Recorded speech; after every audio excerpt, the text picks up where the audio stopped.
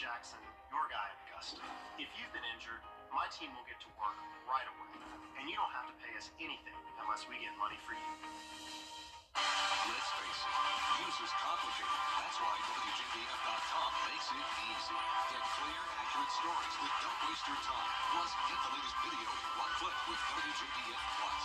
Get it all at WJBF.com. Live 5 for 6 is weather coverage you can count on. The Live 5 for 6 Skyview Network, sponsored by Terry Lambert Hyundai. We are warming up into the mid to upper 80s and a mostly dry week for us. Some cloud cover for now. Could have some isolated storms tomorrow, and then it will be a fantastic sunny weekend. I'll have all those details coming up. Right now on News Channel 6 at 4, South Carolina's Lieutenant Governor makes a stop in North Augusta. We'll tell you why. Plus, an update on a research project that connects MCG to outer space. And it's National Service Dog Month. Find out more about the impact animals have on the humans they serve as your news at 4 starts now.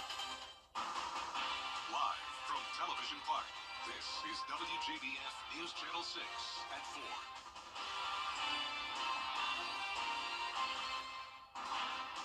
Good afternoon, everyone. I'm Jenny Montgomery. Thank you for joining us today.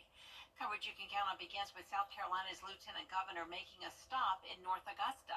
Aiken Bureau Chief Sean Cabbage is live now with more. Sean? Hey there, Jenny. It's great to be with you. She made a stop here to North Augusta to talk about the state's plans for energy, the workforce, and education.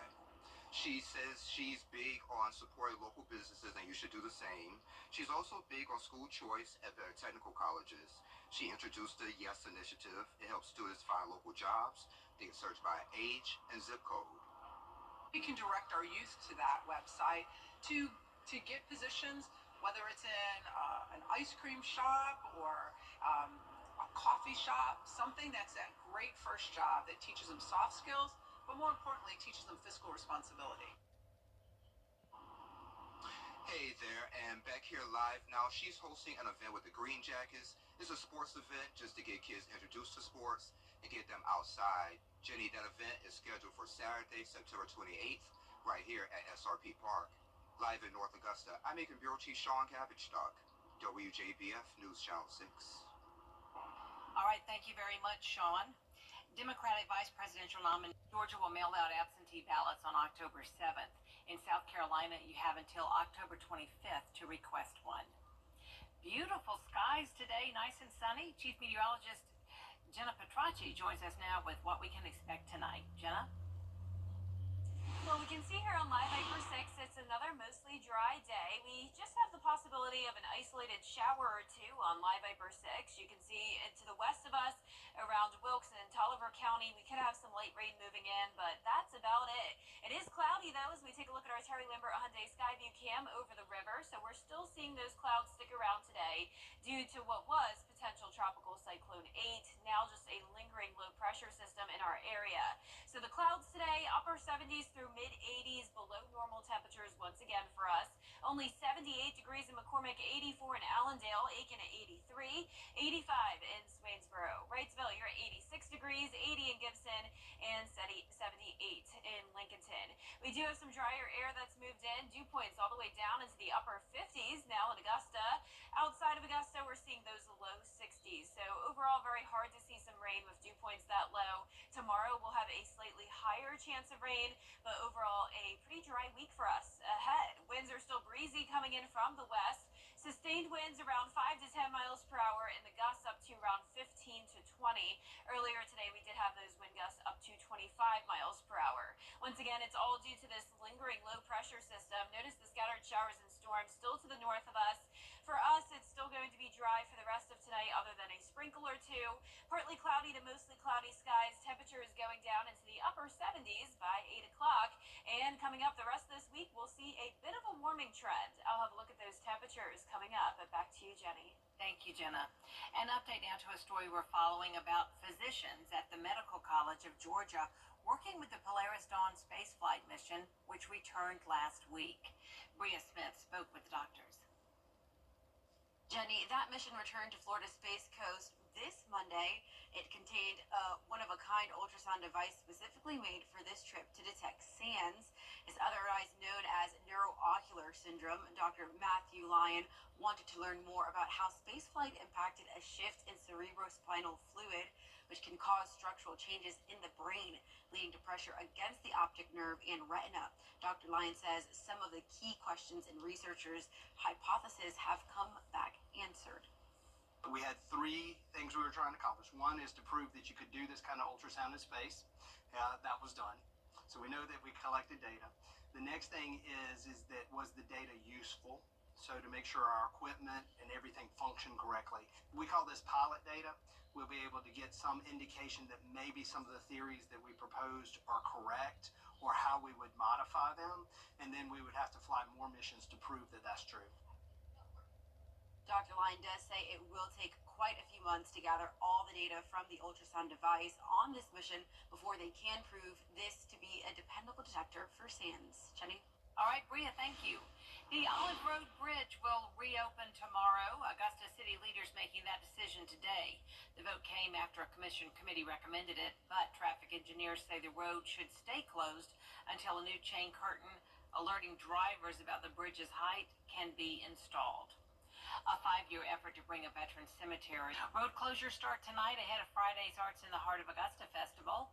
Beginning at 11 o'clock, Broad Street from 10th to 6th will be closed, along with McCartan and 9th Streets from Broad to Jones. The parking wells, those bays on Broad Street, will also be shut down between 6th and 10th.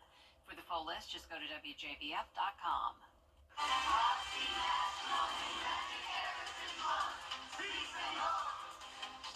Coming up, we are celebrating Hispanic Heritage Month with a look at one story that has shaped Latino communities around the country. And there will be a few storms tomorrow, otherwise a dry week for us. Temperatures warming up and the weekend looks awesome. I'll break down all the details coming up.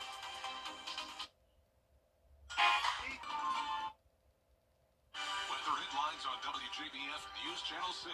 Brought to you by Hickson Roofing. If your roof needs fixing, call Mr. Hickson. We all know cost on MeTV. Now, your most accurate forecast with WJBF Live Viper 6. Welcome back. Yesterday, the North Carolina coast experienced historic levels of rain, all due to potential tropical cyclone 8. It just goes to show that it doesn't take a named storm to have significant impacts. This video is from Carolina Beach, where more than 18 inches of rain fell over a span of 12 hours. And you can see here on that rain totals map from potential tropical cyclone 8 exactly where that 18 inches of rain fell. And once again, it was right around Carolina Beach where you're seeing that white color, something we don't see very often when it comes to these rainfall total estimates. You can see outside of the area as well, a lot of red and pink, all indicating 5 to 8 inches of rain. This is all in North Carolina though. So luckily the South Carolina coastline did get spared a good bit with just around 2 to 4 inches of rain around Myrtle Beach. Now on satellite and radar, you can see potential tropical cyclone 8 is definitely not a named storm. It is just a lingering low pressure system, still bringing clouds, breezy conditions, and scattered showers and storms. But for us, we had very minimal impacts from this system. It's just been breezy and cloudy for us. But the coastline is still under some alerts. We have a rip current statement all the way down South Carolina coastline and into Georgia.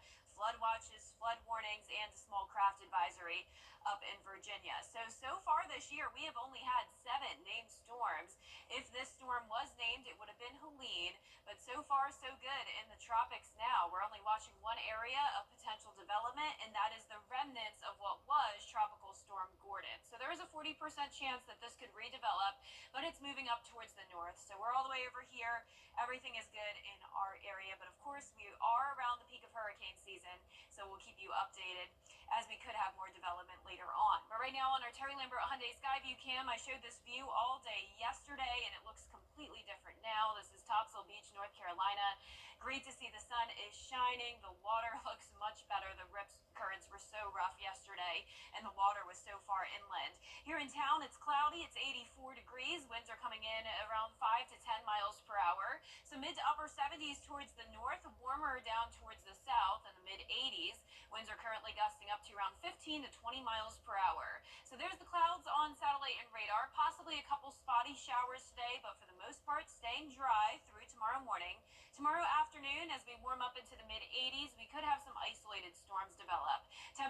going to be a bit warmer over the next few days, going up to 87 degrees and cooling down just a tad next week. So just that chance of rain tomorrow. Otherwise, a dry week in store for us. And you can see on our Futurecast model here that low pressure definitely weakens but still lingers across the two-state, keeping the clouds, some breezy conditions, and the chance of some storms for your Wednesday. But it fades away on Thursday and will be nice and dry. Closer look at home tomorrow morning, possibly that light rain. Then by the afternoon, could have some rumbles of thunder, a little bit of lightning, but these will be very spotty, isolated storms. So definitely not a washout for your Wednesday.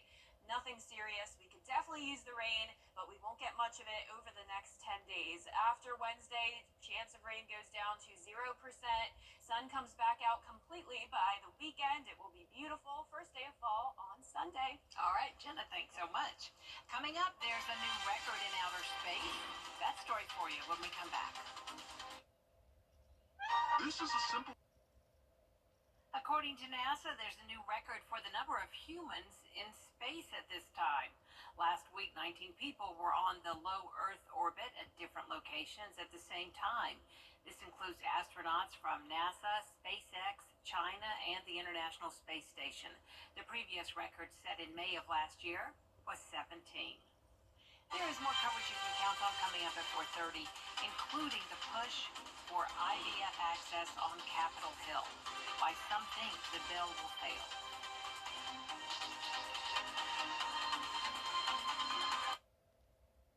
I'm attorney Austin Jackson, and I'm your guy in Augusta. And I help people get the money they deserve when they've been hurt. Call 706-724-7224. This